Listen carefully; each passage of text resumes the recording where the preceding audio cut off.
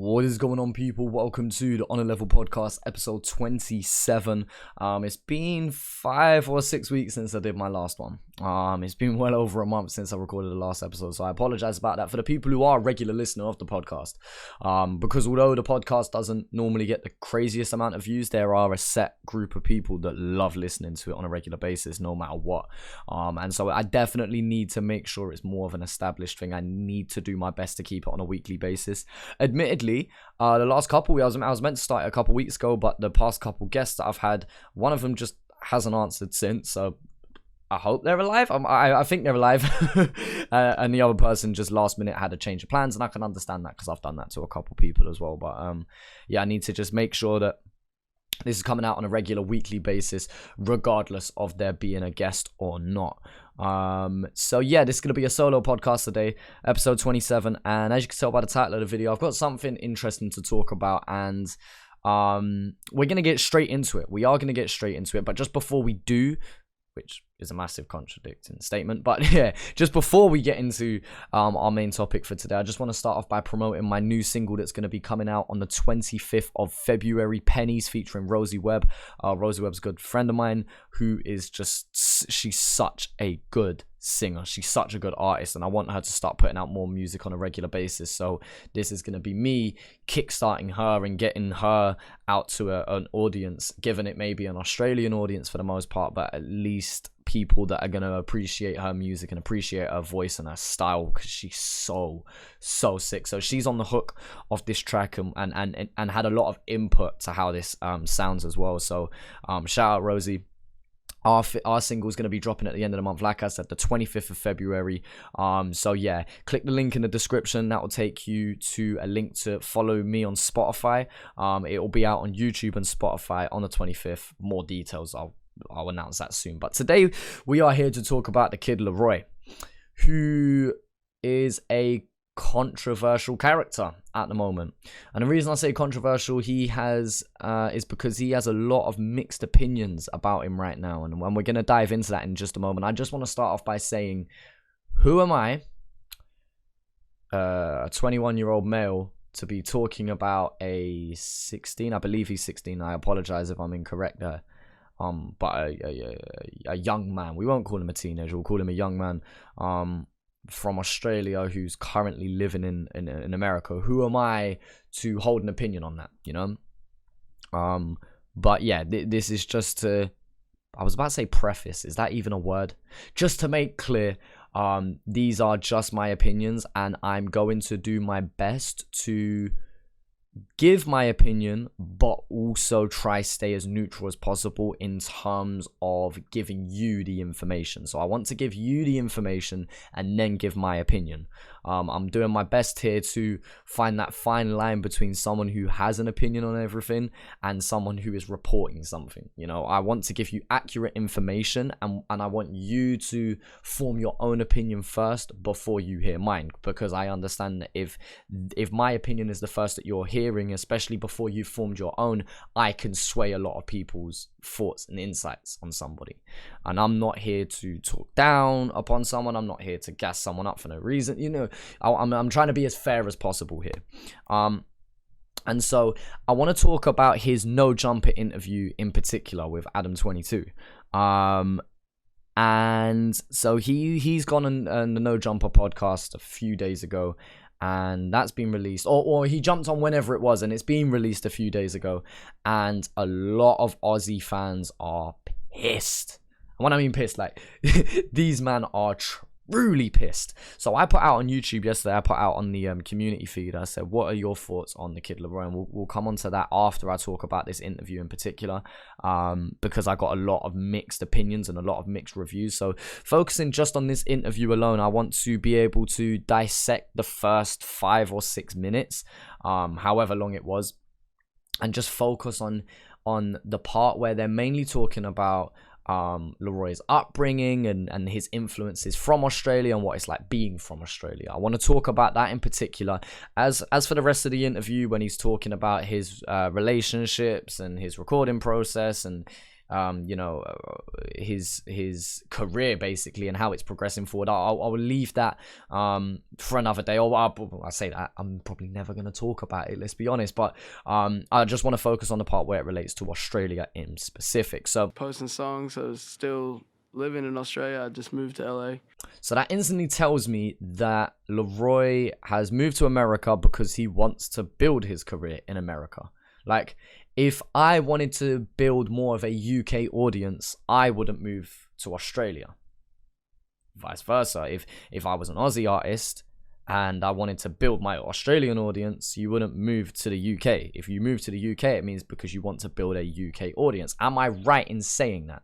Let's be real, it's not off the cards for me, Chazza, to move to Australia one day. And if so, I think that pretty much cements, for the most part, that I want to build my core fan base in Australia. Like, is that an insane statement to make? I don't know. And so the fact that he's moved to LA obviously means that he wants to work in LA. He wants to work in America for a while. It may not be permanent. It may be indefinitely. It may be for a short amount of time. But taking that statement of moving to LA, obviously, he's looking to focus on an American target audience. Am I in the wrong for saying that?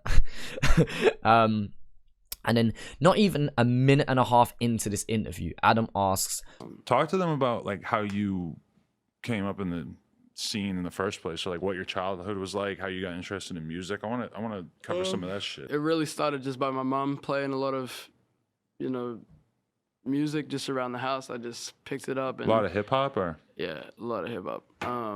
Tupac, but also a lot of R&B and soul and stuff like that. Erykah Badu, Fugees, a lot of stuff like that. Even like Kanye, Lil Wayne. This is a great chance for Laroi to talk about his musical interests growing up. Like, and Adam even probes at hip hop specifically. So right now, Laroi is through. Adam has played the through ball. Laroi has made the run in behind the defense. He is 1-on-1 with the goalkeeper right now. And Laroi answers with Tupac, Fugees, Kanye, Lil Wayne, and a bunch of US artists or acts. Now, I don't think there's anything wrong with him saying that. I mean, majority of Aussie artists probably grew up listening to American hip-hop. I know I'm speaking on behalf of UK and UK artists and the interviews and the social media posts that they've put out. A lot of UK artists grew up on American rappers, especially the generation before mine, should you say, when there wasn't a huge culture for rap in the country where you grew up. For example, I know for a fact that Kano grew up on some of these American artists because, well, there wasn't many people, not to say there wasn't at all, but it wasn't as popular of a thing for UK artists to be a household name, especially with rap in particular. And so, given for my generation now, which let's class Laroi as in my generation, let's say anywhere between 16 to 24, let's say that 8-year span or so, we are young enough to grow up and be influenced by rappers from our own country. I am young enough to grow up with Skeptors and Kanos and Dizzies, and that's what I grew up hearing. So when you have Laroi talking about him growing up with American artists, there's nothing wrong with that. Is he young enough, though, to have grown up listening to Cursors and 360s and Hilltop Hoods and Bliss and Essos? Of course. And he does mention, kind of in some ways, Aussie artists, but we'll come on to that in just a moment. Was it discouraging trying to be an Australian rapper? Like, was it definitely the kind of thing where you already know, like, we haven't necessarily had that many people break out of this scene? For sure. Which is true. Only a handful have pushed an international audience and kept an Aussie fan base whilst doing it, I mean, someone like Iggy Azalea, of course, is a whole different kettle of fish. Yeah, she blew up worldwide, but that wasn't whilst keeping a core Aussie fan base. Her core fan base was in America. That's the truth. Whereas you got other people like Hilltop Hoods have pushed a bit, not to say they don't have an international audience. They've kept primarily an Australian core fan base, but they've pushed and delved into other countries. They've toured Europe, they've done an American tour, they have pushed internationally, but there's levels to this. We need to understand that. Before I started reacting to Australian rap and hip hop and grime and drill, etc., etc., I didn't know of Hilltop Hoods. So yes, they probably, and obviously they do have fans here in the UK, but are they a household name? No. Iggy Azalea was a household name here. You could mention Iggy Azalea, 9 out of 10 people probably would know who she is or who she was. But did she have that same core fan base in Australia? Not to my knowledge, unless I'm wrong there, but to my knowledge, Australia hated her for a bit. So, you know, you look at someone like Chillin' It. Chillin' It is going through a controversial stage at this point as he starts to grow and push into the UK in particular. But then he's got this core fan base in Australia where he's like Marmite. You either love him or you hate him. You know, he is one end of the spectrum or the other. I don't hear many people go, Chillin' It's all right. People have very, very strong opinions on Chill. And so, yes, Chill is pushing and growing an international fan base, but is that at the detriment of losing some of his core fans from Australia, you know? And then you have 1-4, and again, we'll get into those in a bit, but, you know, they're a whole different kettle of fish in some ways. So, not that many people breaking out from Australia. That's not the craziest statement in the world, in my opinion, you know? No, there's not been that many people break out of Australia to a crazy high level. Especially when the Australian rap at the time of me being like 7 or 8 or 9 when I wanted to be a rapper, like my dream was to be a rapper in America. Australian rap was very like frowned upon, and no one really was into rap music like that in Australia, and if they were, it definitely wasn't from Australians. Now this is the first red flag to me, and this is the first one where I will agree with some people in why they are frustrated with Laroi, because you can't say that no one was into rap in Australia. I was hounded at the statement of, oh, but Australian rap's a newer thing, right? And when I said newer thing, I meant as in the last 10 years. I'm having people talk about people that were doing it from 80s and early 90s.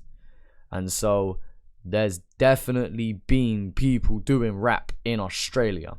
Now, I didn't grow up in Australia. So for me to make that statement, of course I can understand if people are annoyed, but there's room for me making that mistake. You know, I was almost asking the question rather than making the bold statement of. Laroi seems to be making a statement. He's not leaving that very open. He is saying in an assertive way, no one was doing rap really in Australia. And the word really is important because it's not like he said, no one has ever done rap in Australia. He's never said that. He just said no one was really into it like that. Yes, there were people really into it, but maybe it wasn't as vocal or as accepted as it is now.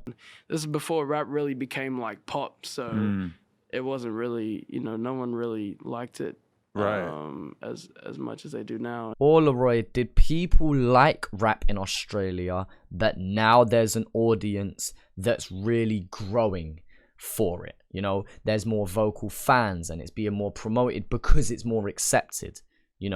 5-10 years ago, was Aussie rap accepted as much as it is now? Let me speak on behalf of the UK. UK rap was looked down and frowned upon only 5 years ago. And now you can make a grime track and go #1 in the charts. So that doesn't mean that people weren't doing UK grime 10, arguably even 15 years ago. But is it more accepted now? And is it more of a known thing now than it was 10, 15 years ago? Of course. Doesn't mean that there was nobody doing it. I mean, was it more like most of the rap that was going on in Australia was more like street type shit? Because I feel like there's always like a drill scene. Yeah, because I feel like that's always kind of the way it is that there'll be like a sort of like hardcore like gangster drill scene in a lot of cities that then over time like artists break out of and stuff. Was that most of the Australian rap you knew about at the time? Was it more street rap? Well, yes it was. Gutter rap, with characters like Trem and Enter, and a bag of more, and I'm not even gonna try and name more people off the top of my head, because there's tons of people that were doing street rap.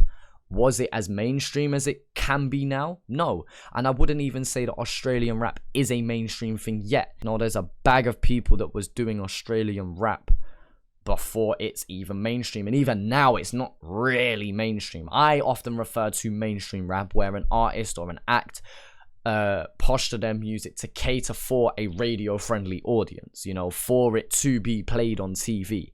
You know, chilling it, playing Laying Low might not be as accepted in the mainstream audience as, say, a 111 So Easy, or maybe Curse's Dead Set, or, you know, some of Curse's tracks may not be as accepted. I know, again, Curse is a whole different ball game. Let's be real, Curse has been blacklisted from a lot of shit, so Curse has had a very tough time in terms of mainstream media and whatnot, and he's rebelled against that and proved that you can make something of yourself without that mainstream media attention. But that's a conversation for another day. So, yes, there has been street rap, there still is street rap, and Australia, for the most part, if we look at the majority, if we look at the people who's doing it at a street level, and people who are doing freestyles in the around the local area versus people who are making mainstream friendly music, oh yes, street rap is very much a thing, has been and still is. Yeah, because I feel like that's always kind of the way it is that there'll be like a sort of like hardcore like gangster drill scene in a lot of cities that then over time like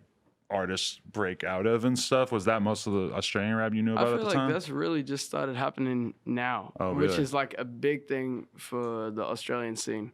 You know, shout out to 1-4. They're really the people who paved that way. But for me, Laroi gives an accurate answer to what may seem as a vague question or a clouded question, because Adam mentions drill, and he mentions drill in particular. He doesn't say rap, because if you say rap, you can include drill, grime, boom bap, fucking, you know what I mean? There's so many subgenres of rap, because no matter what you say, it is rapping. You are spitting over an instrumental of some sort or kind. You're spitting over some sort of instrumentation. The instrumentation on boom bap versus drill is way different. They are two, from a rap head, they are two completely different things, but they both include rapping. So when Adam mentions drill, that is focusing on the subgenre of drill in particular. And Laroi answers to drill specifically. He says 1-4 are new and have paved the way for other drill groups. And yes, that's true. He wasn't asked, has Australia had rappers? Because I'm sure if Laroi was asked that, then I'm sure the names like Hilltop Hoods, like Cursors, etc., etc., etc. would have been brought up. But the fact that he was asked about drill, yeah, the first name that comes to my mind when you think of Australian drill is 1-4. Have 1-4 paved the way for a lot of other people in terms of Australian drill? Yes. Have 1-4 paved the way for Australian rap? No. The people who are paving the way are way before the time of 1-4. And so I think if you change the wording of that question, you get a different answer from Laroi. I'm going to defend him a little bit there. I've seen some people saying, Laroi said there was no such thing as Aussie rap. Not necessarily. He said that 1-4 are new to this, and yeah, they are. They are no more than a year and a half, 2 years old at that. I was only talking about it 2 months ago when I was doing my roundup of the year, talking about how much 1-4 did in the space of 11 months. Because realistically, they went from locally known in West Sydney to known internationally in 11 months. In the space of a year. That's insane. And so yeah, when you're talking about 1-4, yes, they are new. And yes, they have to pave the way for drill. But he was asked about drill. He wasn't asked about Aussie rap in general. Even when he said growing up, so I have more of an issue when street rap was brought up. That was Laroi's chance to perhaps mention those names. But when he was asked about drill, no, I think it's hard to segue drill into talking about somebody like Cursor. But I'm talking about back when it was like people rapping about barbecues and shit like that. Like it was like really like, I hate to say it, but it was really corny. It was really like trash. And I like growing up, I super hated that type of rap. Like I hated it. Now, I think this is the biggest problem that most people have. You know, yes, there was rappers doing songs about barbecues and parties and just stereotypical Aussie culture. Like, yeah, I've reacted to that before. You know, I've checked out some of that content. And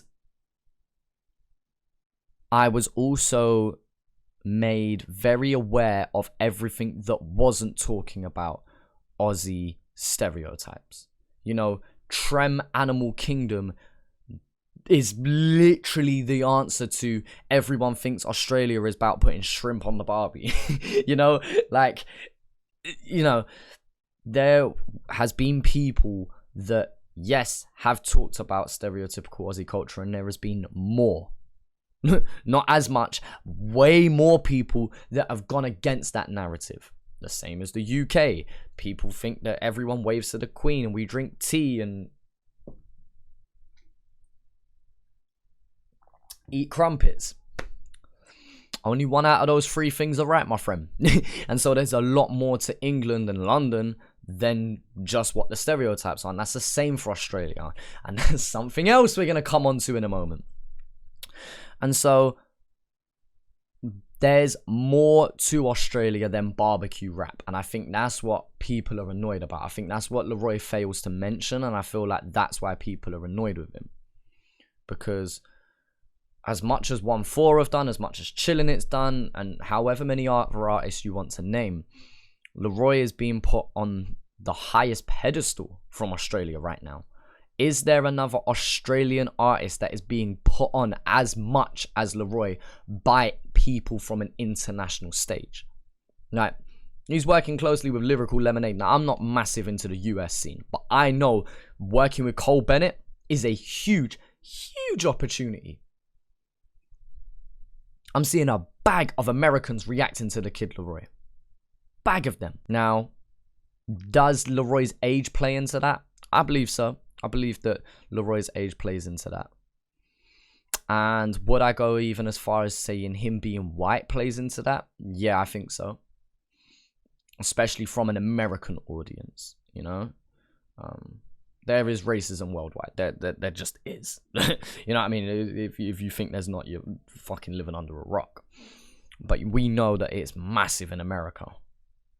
And we know that the stereotypes that come with white rappers, you know, anyone who's white and does rap, you know, there's a lot of stereotypes and a lot of criticism that comes with that. And it's what makes Eminem such an icon to so many, because he was the white rapper that was accepted by a black audience in America. And so I feel like people are annoyed with Laroi because when it's not that he was asked. If Adam said to Laroi, is there such thing as, is it only barbecue rap? I think that is the only thing that could have made it worse. But arguably it is worse that Laroi just brought that up himself. He didn't have to say that. You know? Or if he did say, there's people talking about barbecue rap, but there's also people, I think the fact that he fails to mention the opposite side of the story is why so many people are offended by it, because he's on such a huge stage. Like, I don't listen to Adam 22 a lot. I'm aware of what he does, you know, and I know that that is a massive platform. So for him to go on there and almost disrespect years of Australian rap culture, I can understand why people are pissed off with him. And you know, Australia, I would compare Australia more towards the UK than America. Australia, like, you know, is the way it is. It's not there's not a lot of like gun violence and stuff like that. I think this is a good, and I think it's a fair point that I would personally agree with. I think Australia is a lot closer to England than Australia is to the US or the UK to the US. But it's interesting to see how many Aussies want to make it in Australia, how many Aussies want to make it in America, and how many Brits want to make it in America. You know, it's because, well, America, whether you like it or not, is the biggest platform in the world. America is the biggest hub for rap. It's where it originated. It's where it will probably stay forever. I don't see, as much as I love UK rap and as much as I have so much love for Australia, we're never gonna top the American market. It's just not going to happen unless, I don't know, something stylistically drastically changes and they fail to produce what rap really is. I mean, for moments, I believe that it can be a bigger stage, you know? In terms of a subgenre, I believe it could be bigger somewhere else. For example, grime is the biggest in the UK. But I believe that Australia could overtake that, where grime is on a slow decline here. I wouldn't say grime's dead, but it's definitely not as mainstream as it was 3 years ago, you know? I can see maybe Australia having its moment where it is the biggest hub for grime in the world. I believe with the whole 1-4 and the Hefts business, I believe that Australia had its moment, even if it was just for a day, where it took the headline for drill worldwide. But as a whole scene, if we include everything that is hip-hop and everything that is rap, I don't believe anyone's topping America. And so Australia being closer to the UK, I definitely agree with, because both scenes, both countries deal with these stereotypes from so many people.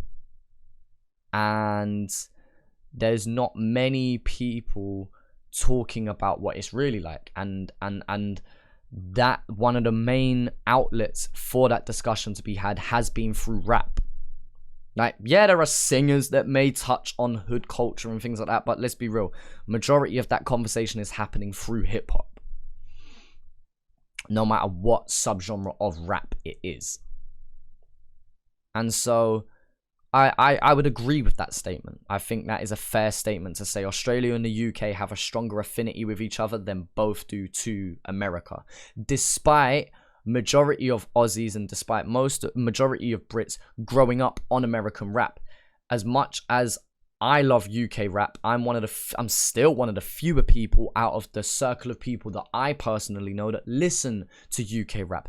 Majority of the people my age and majority of my friends are people who still listen to American artists, and they couldn't name half of the people I've got up in that wall, you know? And so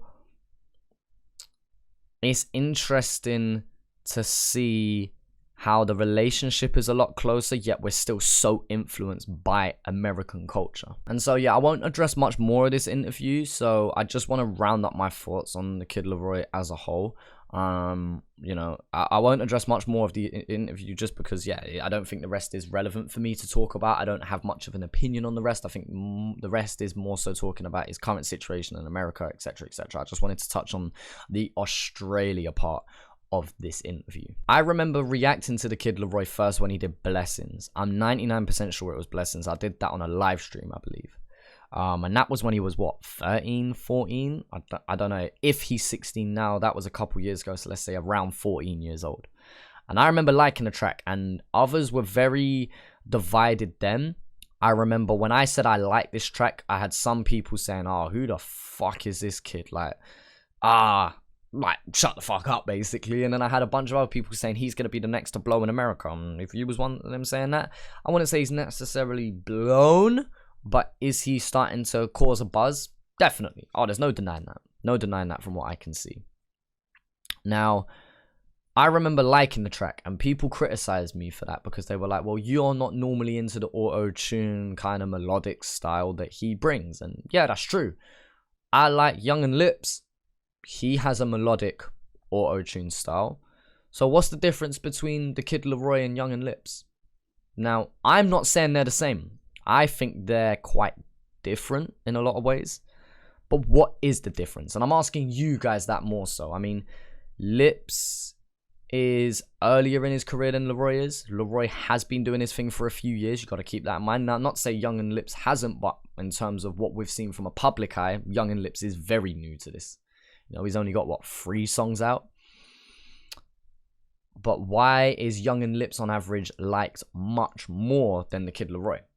Is it because Young and Lips is filming and recording and working and performing Maybe that's a big part of it, performing in Australia, whereas the Kid Laroi is from Australia but is doing all of his work out in America. Is that the difference? Is the difference between these two artists the fact that one is staying in Australia and one is going into America? Are you not happy for Laroi going and working in America? Because I know some people are. If Young and Lips moves to America and collabs with a couple big American artists, would you be happy for him? Or would you criticize him? Would you accept Laroi more if he's doing exactly the same as he's doing now, but in that interview, he just pays a little bit of homage to Australia? He says exactly the same as everything he said. He said, yep, I wasn't really into Australian rap, because I don't think he's in the wrong for saying he wasn't into it. What? He didn't like Australian rap? Okay. I don't like some UK rap. That's the truth. But would it have made it better if he went, but you know, there has been guys doing their thing in Australia, and there definitely has been street rap before drill, and you know, there was people like IAmChazza. Would just that extra sentence or two added on to the end change your whole perspective on him? Do you not like him because melodic auto-tuned singing / rap isn't the Aussie way of doing it? Isn't traditional to what Aussie rap has been bringing over the years? Or is it okay for the sound to progress? I'm very much into UK rap that is closer to the tradition of what UK grime is and what UK rap is, as opposed to some UK artists that sound too Americanized. That's even a term. Are you annoyed because he's catering to an American audience? I don't know. These are just a few questions that I would like some people to answer. And it's just interesting to see what people think, because there's so many people that are divided on this subject. Now, he's 16. And I think we need to remember that. That is a lot of pressure on a young set of shoulders. I'm 21. And even 21 is young to be in the music industry. Not to say people that are young shouldn't be doing their thing. No, I think it's sick to see young people doing their thing. You look at Santan Dave. Santan Dave is 21. Arguably the UK's top 3. You know? And so when we're looking at young artists doing their thing, you've got to also remember there is a lot of pressure going onto those shoulders.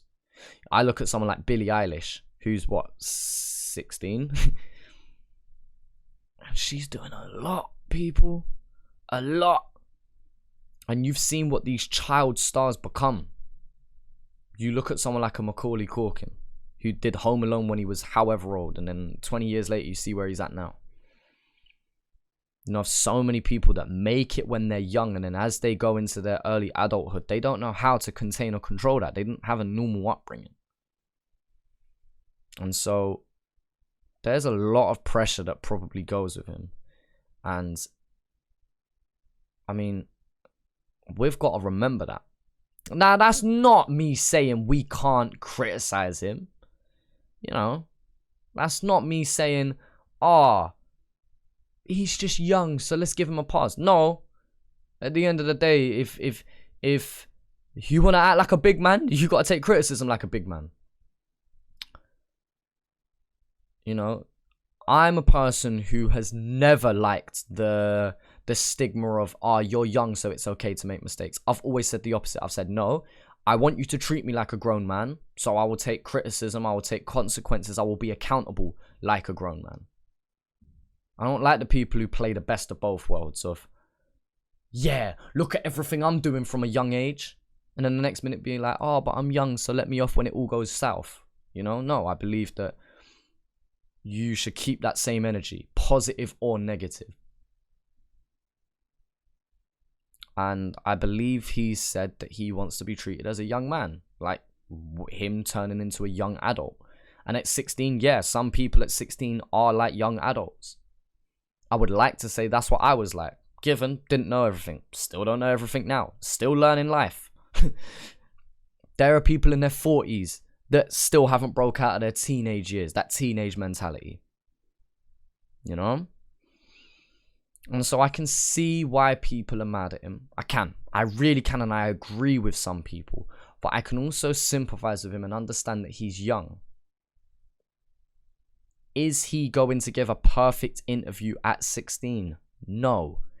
Is it perhaps selfish in how he answered some of those questions early on into that interview? Yeah, I believe so. But I also think people are very, very quick to jump on his back. Now, that doesn't excuse anything he ever does until he's a grown adult by age. No. But I think people need to just remember that he's going to grow. He's going to learn. And that was one interview. Stormzy recently did a massive press run in America. There's been a bag of interviews and talks that have come out. And in a couple of those, he fails to mention UK rap and what UK rap is really like and whatnot. But he was able to mention it in others. Is it just a case of this just wasn't the interview where it was the right time to bring it up? I disagree. I think he could have definitely brought it up. But if you look at the specifics in the questions that he was asked, he answered the questions the right way. But then he equally brought up some very irrelevant things that kind of make people look down on Australia. You could argue that No Jumper as a brand, whoever titled that video, has done more for Australia than Laroi did in that interview. By putting Australia in that title, there's a lot of people that will click on that being like, Australia? I didn't know Kid Laroi was from Australia. People didn't know Iggy Azalea was from Australia for a hot minute. And so the fact that he's being highlighted as a young Australian artist makes a lot of Americans, makes a lot of Brits, makes a lot of people worldwide go, what? Australian rap? And when they click on that interview, and especially the fact that they talked about Australian rap so early into the interview, you fail to bring it up. I can see why that's a missed opportunity, but that's easy to say in hindsight. If the word Australia wasn't put in that title or description, would it have meant as much for Laroi to turn around and say, well, there's only ever been BBQ Rap? So there's a lot of questions. I'm not claiming to say I know what's right or wrong. I'm just asking questions and I want to see what you guys think. If you are to kind of sum up my thoughts in a one-liner to clip, it would be, I can see why people are mad at him, but I also can sympathize, and I think some people are quick to jump the gun with him. I want to give him some time. I want to see how this continues to play out, and I want to see where it goes from here. Because let's say, for argument's sake, he goes and he builds a massive American audience and then comes back to Australia and starts collabing with Australian artists. Are people going to be mad then? People could arguably be even more mad if he does that. But is there any denying that if he makes a connection with someone like a Drake, which I believe he has, and then goes, hey, Drake, I want to do a track with you, but by the way, I want to bring my boy Nerve through, or I want to bring my boy Chill, or Cursor, or somebody of that caliber through. Then how mad are people going to be then? Drake's delving into this whole drill thing. How off the cards is it for him to do a collab with Spenny and JMs? Given, very unlikely. But it's not off the cards. And if I've predicted that, somebody better clip this. Because that is some future 2020 vision business. And so yeah, Kid Laroi, I don't have any personal hate from him, but I can see why people are annoyed, and I just want to see where he goes forward from here. Maybe he's read the comments and kind of see how things were perceived and has gone, oh fuck, and maybe next interview or next promo run he does or next bit of press that he does, he might go out of his way to bring it up, thinking, I've let people down here. Or he could go about his business and maybe never bring it up. He is aware. I know that somebody who runs an Aussie social media promo page has been speaking to him, and they've said that he's a stand-up guy as a person, and you know, they've had a conversation. So Laroi is aware that Aussies are mad at him. Some, Some Aussies are mad at him, because not everyone is. And I want to segue that into a few comments here. I put on the community feed on YouTube yesterday your thoughts on the Kid Laroi, and we had a mixed bag of responses, and I kind of just want to go over a few of them here. So we got Mitchell Graham here saying he's got taken out of housing commission and made it, so congratulations to the man, and he shows Aussies can do that American flow with ease as well. This is one of the top comments, actually. Housing commission, I believe that's the same as your benefit system or your council estate. I don't know. Explain housing commission to me just so I get that right. But obviously, I'm assuming that's something related to poverty and having the government help fund your upbringing, if I'm right. Something along those lines. And obviously, he's made it out of a poor situation and he's made something of himself. So congrats to him. You know, I mean, are you mad at somebody making their way out of the hood? Which is a whole nother different story if you talk about the hood or the ghettos of Australia. That's a whole nother conversation to have, because that documentary caused a lot of controversy as well. We'll go on to our next one here. We got Dawnelio. Nothing more, nothing less, cuzzy. I believe he said that at the end of the interview. Little man is absolutely killing it over in the States. He was mentored by the late Juice WRLD and is signed to his label. Been keeping tabs on him ever since he dropped his Disconnect song on Triple J Unearthed. Proud of his growth. So, you know, some people are happy for him going over to the States and making something of himself, regardless whether he's repping Australia or not. Is it Kid Laroi's duty to put Australia on the map? Is it his duty? Does he contractually have to shout out Australia? Not necessarily, but will he be liked in Australia? No. Does he care about the love from the hood? I don't know. That's a question you're going to have to ask him. That's an interesting one. Jake Lee says, future GOAT of Australian music if he keeps going the way he is. Future GOAT of Australian music. GOAT. Greatest of all time of Australian music. To be the GOAT of something, you have to be there. In my opinion, he can't be the GOAT of Australian music if he's not catering to an Australian audience. IAmChazza has a smaller following than the Kid Laroi at this point. Am I wrong for saying that? Millions of Americans know who the Kid Laroi is. And yeah, millions of Aussies know who IAmChazza is. So, let's say in a couple years' time, if the Kid Laroi carries on the way he is, he's definitely gonna have a bigger following than IAmChazza has. Right? And so if that happens,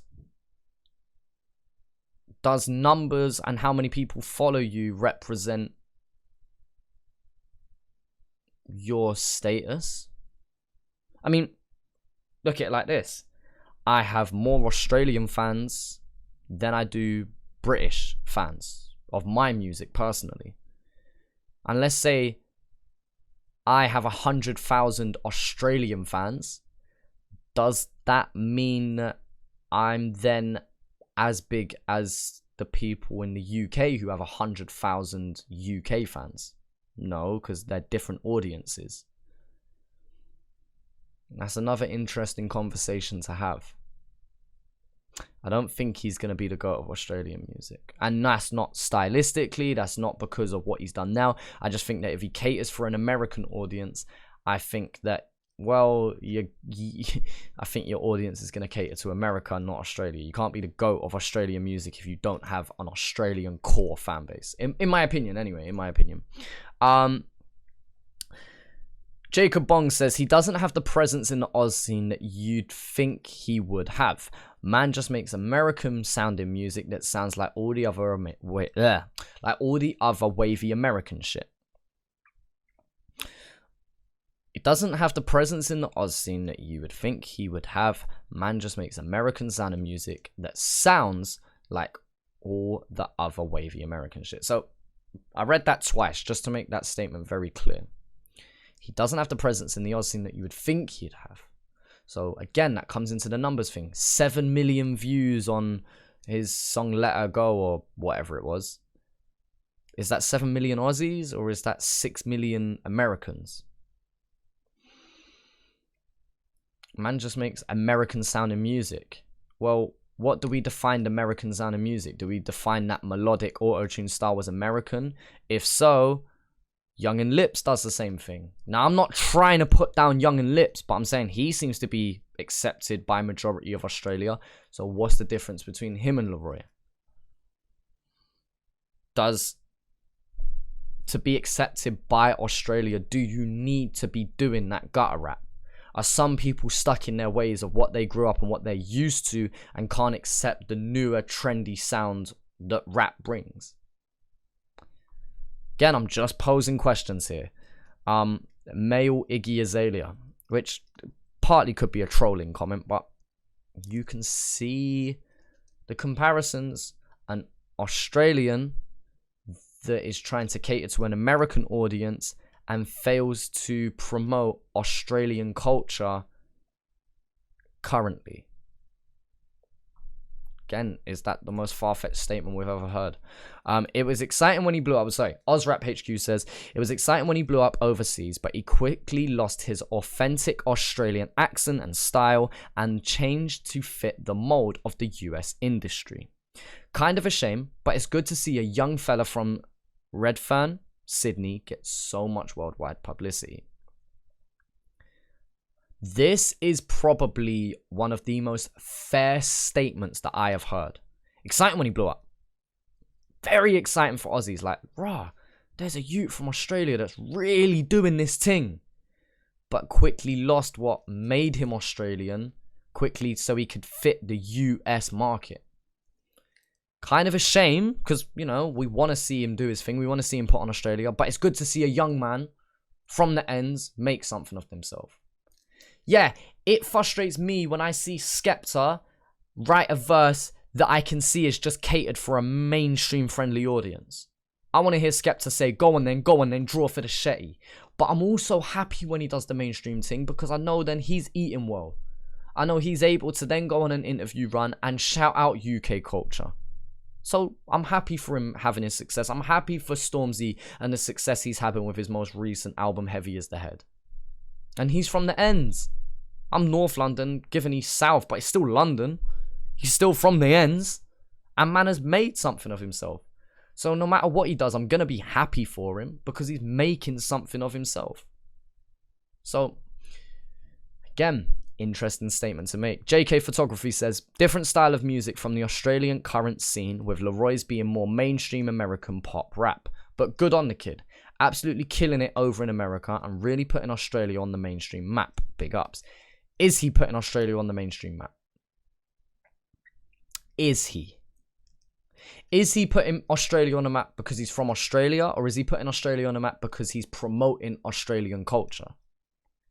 And again, that question of, is it Laroi's duty to have to do that? Do you have to represent where you're from? I think it's important to remember where you're from, but do you have to represent that? I will always, no matter where I end up in life, always remember the fact that I grew up in North London. But does that mean I need to scream North London everywhere I go? Again, just a question. And so, this last screenshot here that I'm going to put up on the page now is just a bunch of mixed opinions. Just in the middle of the replies on that community feed. This is just somewhere in the middle. And it just has such a mix of opinions on him. You know, some people I think that are just hating. I think they're just trolling. I feel like they dislike him, which, fair enough, you're entitled to your opinion, but I want to hear why you dislike him. Likewise, there's some people like, he's doing his thing and it's amazing. It's like, okay, can you explain, or let me rephrase that. There's some people saying he's putting Australia on the map. Can you explain to me how he's putting Australia on the map? So the comment section on this podcast is going to be very interesting because, again, I feel like there's going to be a bag of mixed opinions. But yeah, I'm going to leave that there. Let me know what you think down in the comment section below. Just before I end this podcast, actually, it's something I want to implement into the podcast, which is my music picks of the week. I want to be able to promote some of the music that I've been listening to. I put out a post on the community feed saying what I was listening to, and some people were like, I don't care for it, but some people were like, oh, I actually found like some good music from that. So I just want to mention 3 artists that I've been listening to in the last 7 days or so that I've really been enjoying. So I've been listening to Kano, Hoodies All Summer, The album is there. That's the album artwork right there. Hoodies All Summer is his most recent album that he's put out, and it was probably my top 3 albums from 2019. Kano absolutely smashed that album. So if you're into rap, you want to go check that out for sure. Eden, who is another artist that I am a massive fan of. Wait, I'm trying to... Wait. No, there. Up. The white one. There we go. We got it in the end. Eden, but he's dropped a new album called No Future, which is a very alternative sound. It's not rap. It's like EDM mixed with singer-songwriter acoustic. Very different sound, but if you're into singers, Eden's a good shout. He's from Ireland, so shout out Eden. And the last one is Jacob Banks, who's a UK artist who's so soulful. Again, not rap but singing. But I've been checking out an old song of his that I've just had stuck in my head again, which is called Dear Simone. Some of the most soulful sounds I have heard in such a minute. Like, I've heard Jacob Banks and I've listened to Jacob Banks for a while, but I never heard of this old song of his, Dear Simone, and it's so good. So I'll link all 3 of those down in the description as well. So if you want to just check out something new, go feel free to check out them. And obviously, as I said, as I promoted at the start, my new single Pennies will be out at the end of the month, 25th of February. A link to that will also be in the description below. Link to the interview that Kid Laroi did will also be down there. I need to start getting good with linking everything, so I should be good today. I've got it all noted down to do so. So yeah, as I said, let me know your thoughts and opinions. I appreciate if you listen the whole way through to the podcast. If you did listen to the entire podcast, can you comment pennies down in the description below? Yeah, comment pennies so I know who's the real ones who's out here listening to it the whole way through. And let me know, is this something that you like listening to? Is this something that you actively watch? Is it something that you put on in the background as you kind of go about your daily business? Let me know. And yeah, I'll see that down in the comment section. I'm sure I'll be interacting with a lot of people, so yeah, feel free to comment on there. But I appreciate everyone who's watching, appreciate everyone who's supporting the podcast, and yeah, talk to you, man, later.